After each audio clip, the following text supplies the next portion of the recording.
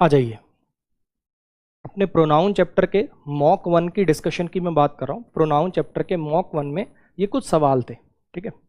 हालांकि मैंने सॉल्यूशन काफ़ी डिटेल्ड लिखे हैं, लेकिन फिर भी इन सवालों के अंदर मुझे लगता है कि कुछ मुझे बात कर देनी चाहिए।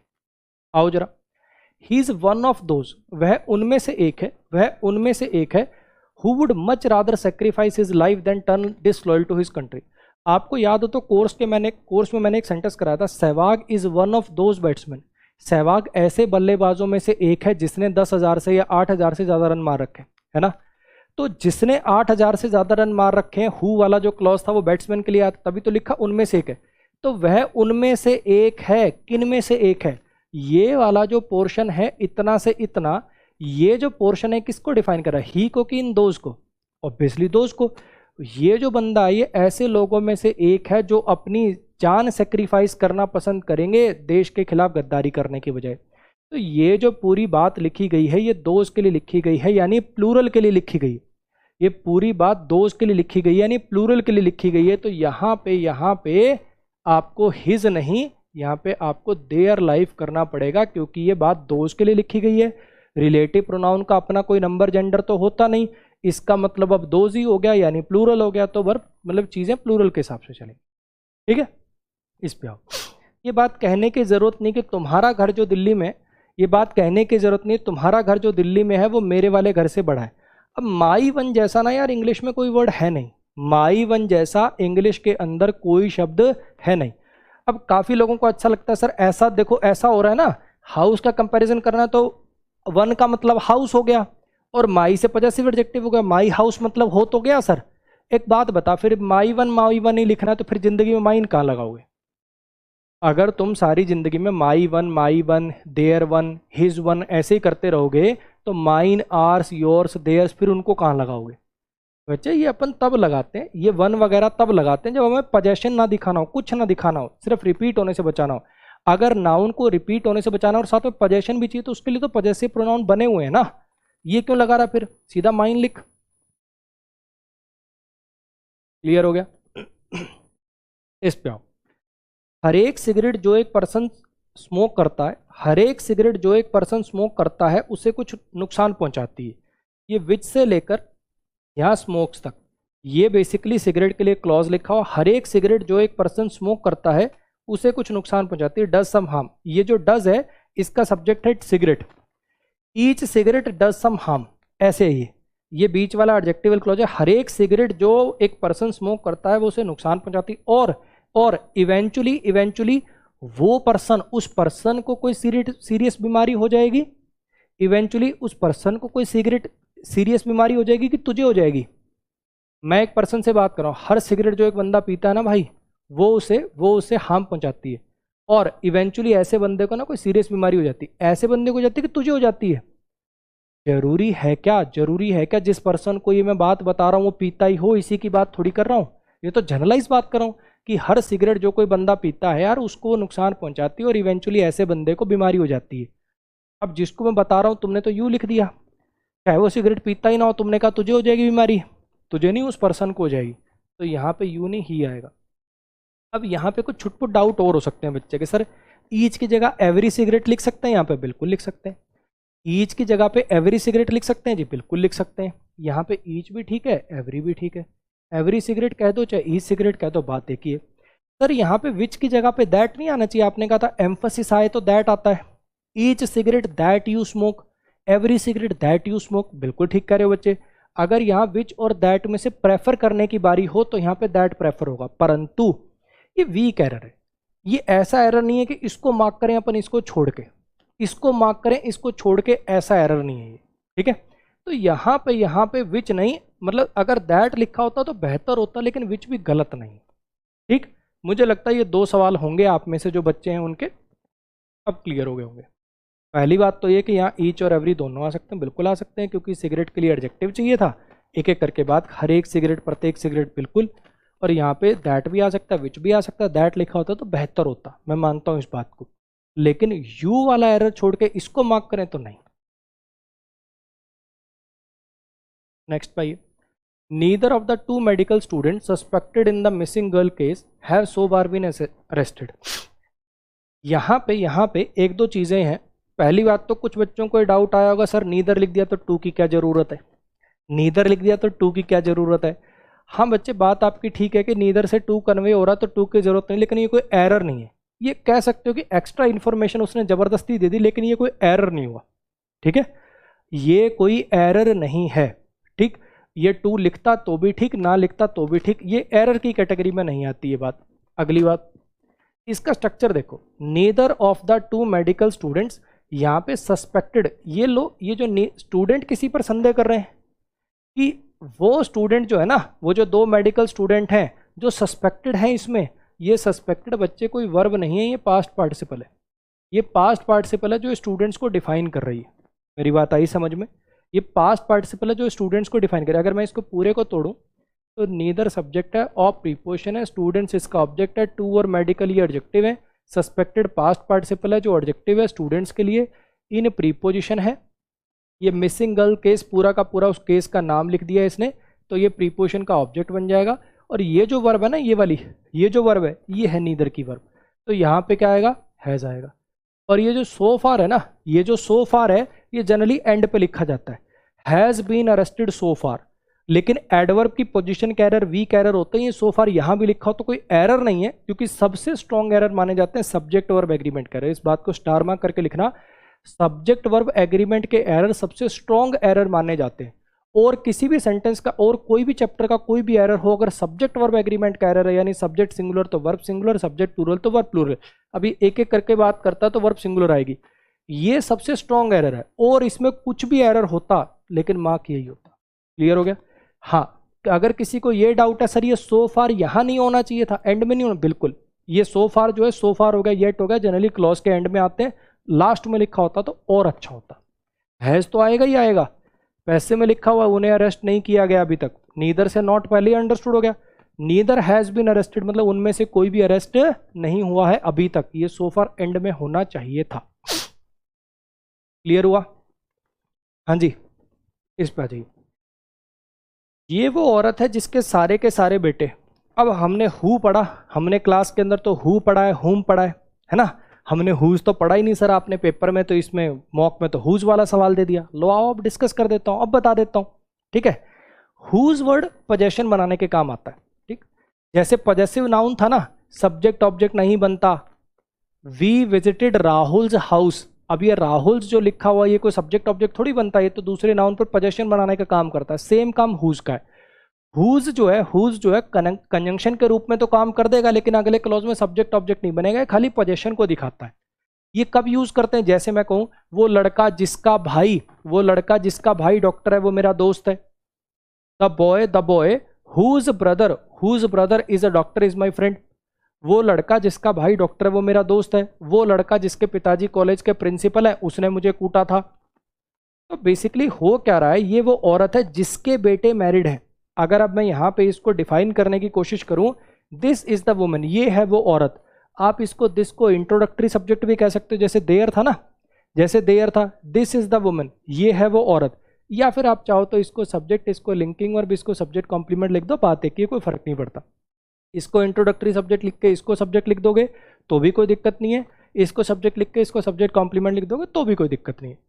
अब यहाँ पे आपको क्या करना, देखो सन्स सब्जेक्ट हो गया, ऑल क्वांटिटेटिव एडजेक्टिव हो गया, आर लिंकिंग वर्ब हो गया, मैरिड एडजेक्टिव हो गया जो सब्जेक्ट कॉम्प्लीमेंट है, एंड कंजंक्शन हो गया।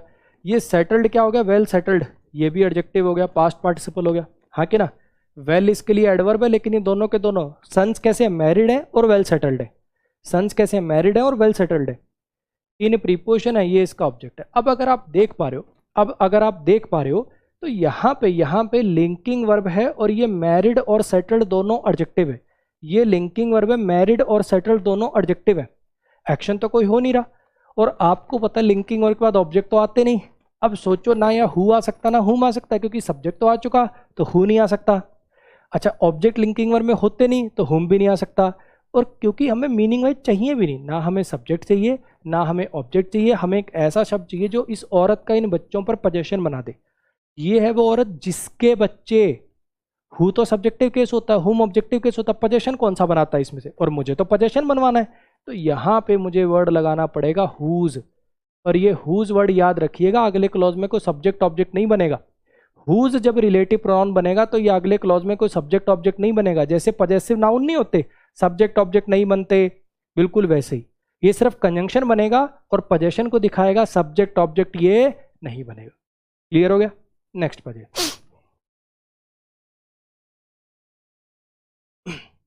Now it is finally donned upon her. Don upon का मतलब होता है कोई चीज किसी को समझ आना।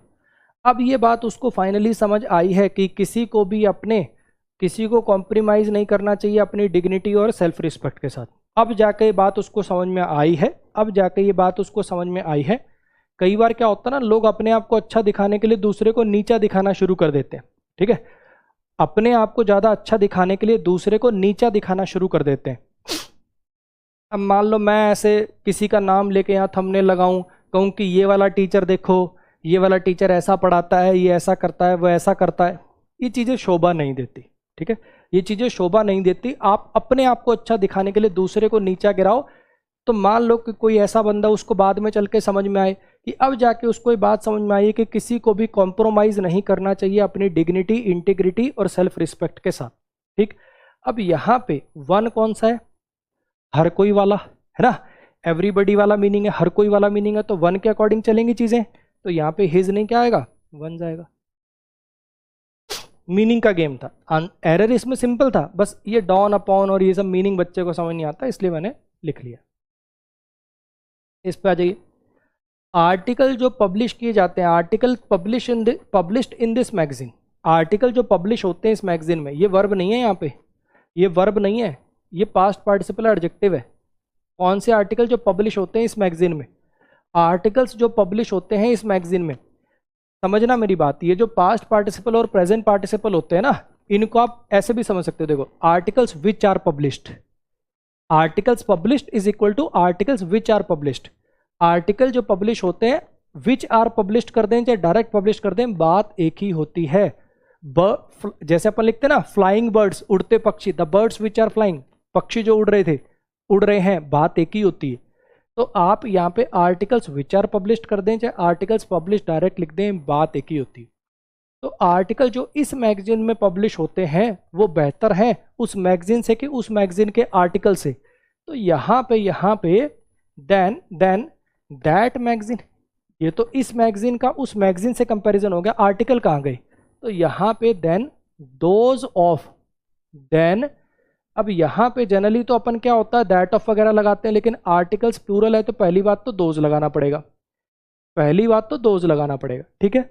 और दूसरी बात, हमने ना अब तक ऑफ वाले स्ट्रक्चर देखे थे, the air of Delhi, the cost of Mohan's house, of वाले स्ट्रक्चर देखे थे, तो बार बार ऑफ ही लगाने का मन करता है। यहाँ कहाँ है ऑफ?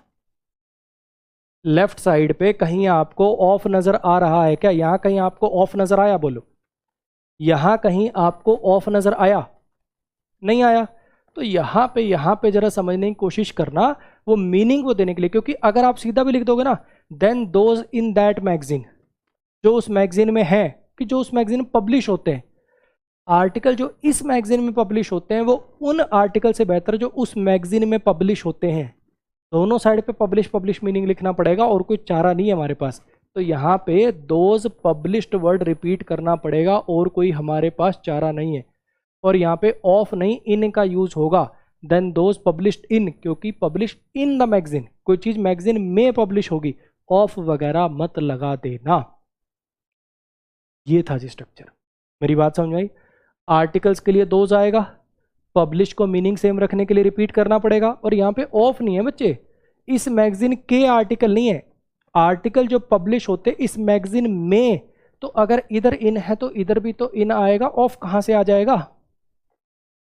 क्लियर हो गया? चलो इसको देखो, बहुत लंबे समय के बाद सैटरडे को हम गए। एरर तो इसमें आसान था कि बॉट वर्ब है, वर्ब का ऑब्जेक्ट चाहिए, नाउन क्लॉज चाहिए, तो वट वाला बनेगा। वट वी वांटेड, जो हमें चाहिए था वो हमने खरीद लिया। ये एरर तो सबने कर लिया होगा। इसके लिए मैंने बीच में नोट लगा के एक बात लिखी थी सॉल्यूशन में, अगर आपने नोटिस करी हो तो। वी वेंट शॉपिंग थोड़ा अजीब लग रहा होगा, है ना? बस ध्यान रखिएगा, ये वाले के अंदर फॉर अंडरस्टूड होता है, ये स्ट्रक्चर अलाउड है ग्रामर में। She went shopping, she went swimming, she went running, it is allowed, ये अलाउड है। कहीं आप सोचो वेंट तो वो होती है इंट्रांजिटिव वर्ब होती है, ये तो जिरंड हो गया, कैसे रख लिया ये वो, तो ध्यान रखना ये फॉर अंडरस्टूड है। क्लियर? लास्ट वाले पे आओ, ये अच्छा कॉन्सेप्ट है। इसको समझने के लिए, इस लेवल को समझने के लिए थोड़ी सी बात और समझो एक बार। इस कॉन्सेप्ट को समझने के लिए एक बार इस सेंटेंस को समझना एक बार। अगर मैं कहूं I know who slash whom she is, इस सेंटेंस को देखो एक बार।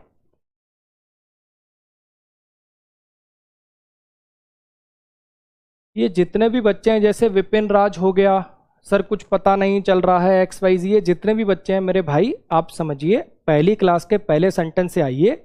ये सारी बातें जो मैं पढ़ा चुका हूं उनके बेस पे मॉक टेस्ट है, ये उसका डिस्कशन है। तो थोड़ी कॉमन सेंस यूज करो बच्चे, पहली क्लास के पहले सेंटेंस से आइए, चीज़ों को पढ़िए, लगाइए, तो ही तो बातें समझ में आएंगी।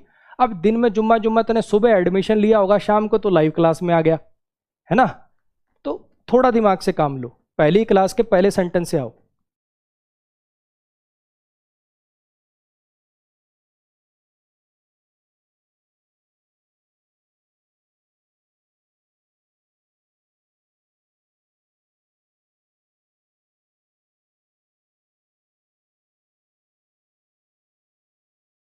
और इसी क्वेश्चन की जगह ना,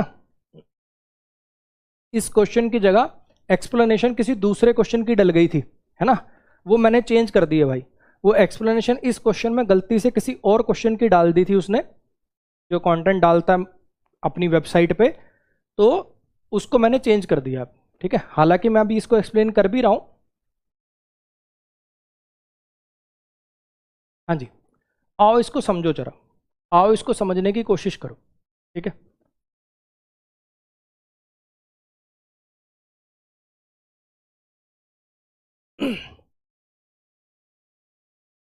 21 में एरर कौन से पार्ट में मार्क करें? काफियों को ऐसा लग रहा है कि दोज ऑफ इधर मार्क करें कि इधर मार्क करें।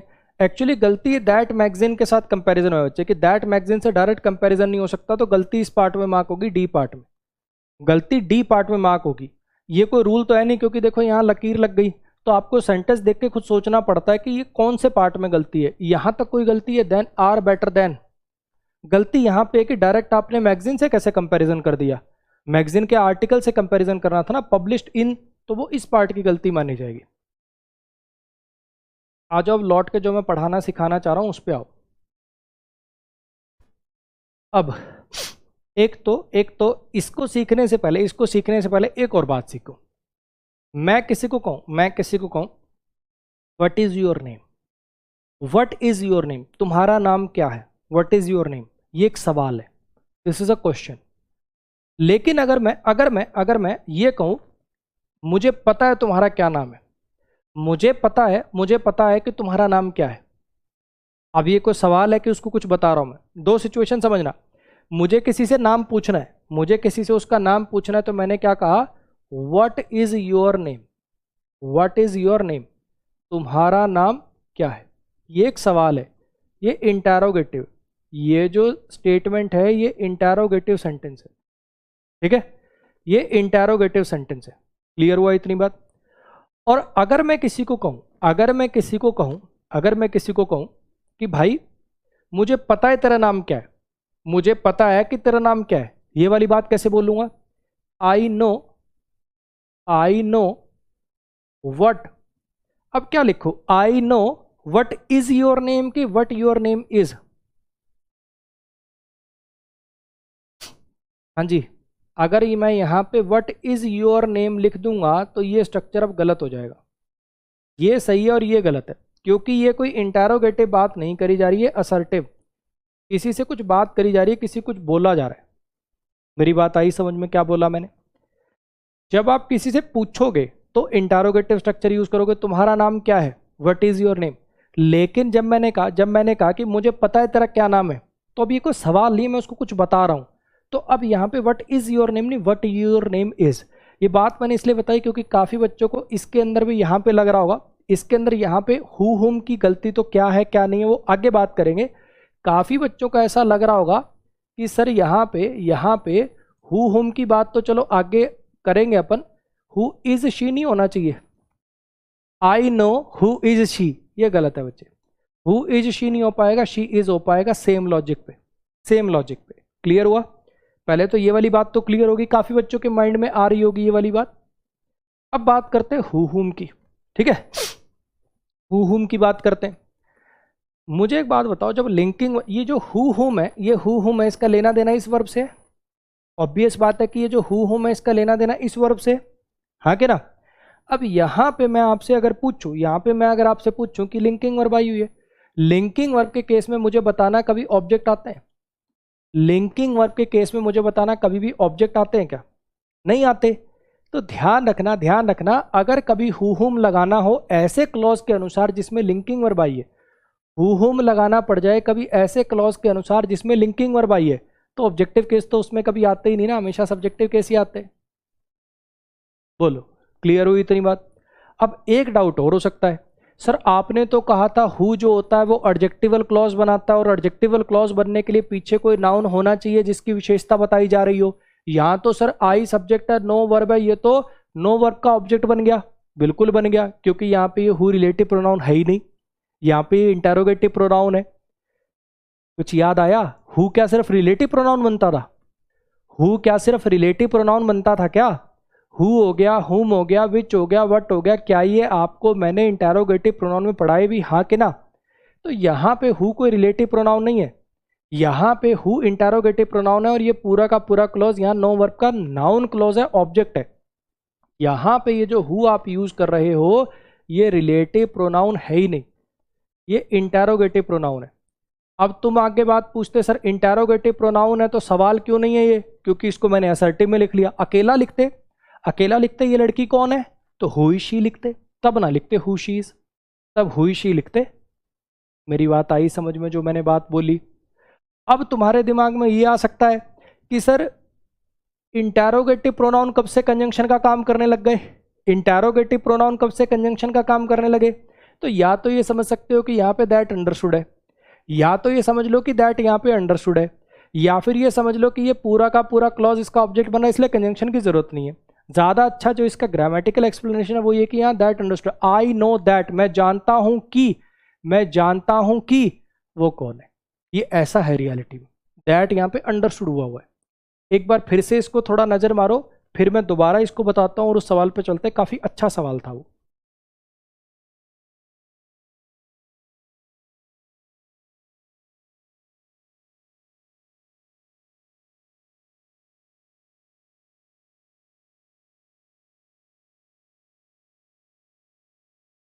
प्रियांशु, सेंटेंस का मीनिंग निकालने में दिक्कत होती है तो भाई रीडिंग करो जैसा आपको बताया ना। और अमनदीप शाक्या ने शायद आज ही एडमिशन लिया है भाई, गलत बैच में आ गए हो मुन्ना, ये हा ही हु। एडमिशन खत्म हो जाता है यहाँ 10 मिनट में, शायद आप गलत बैच में आ गए हो। ठीक है, चुपचाप पहली क्लास के पहले सेंटेंस से बैच को देखना शुरू करो। सुबह एडमिशन लिया, जुम्मा जुम्मा क्यों, आज ही सब्सक्रिप्शन खत्म करा रहा अपना, पहली क्लास के पहले सेंटेंस से पढ़ ले, नौटंकी छोड़ दे।